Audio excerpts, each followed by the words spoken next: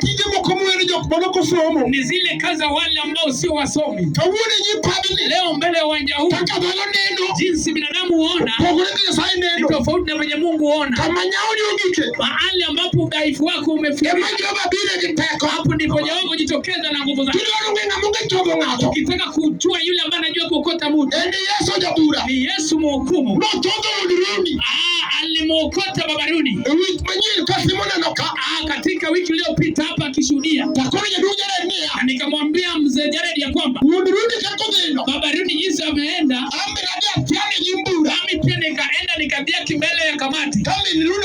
Kama Mama Runi anasema ya kwamba mwana wa Musa mchungaji wa Sikiri unilindie huyu mume.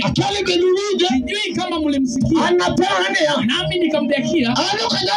Mimi siwezi nikamtunza. Nitamwachia Yesu.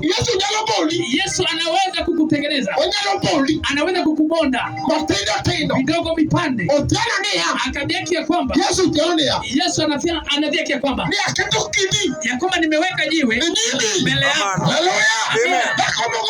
Yule mke ataangukia hata kama alikuwa hata kama watu wamemtumia wakamkosa. Mungu tengeneza kilicho dharauliwa.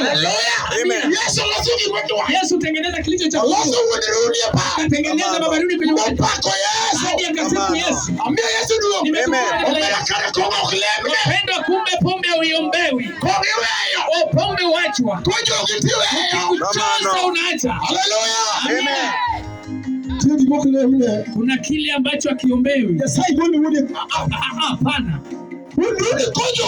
Babaruni kikuchosha. Nimeona kichoshwa. Baba Grayson pia alichoshwa. Hao ni mashahidi wale ambao nina wao. Nasoma ushuhuda juu yao hata kama wayuko kwenye uwanja. Nasoma agano moja na nitaleta mchungaji ili ahubiri Injili.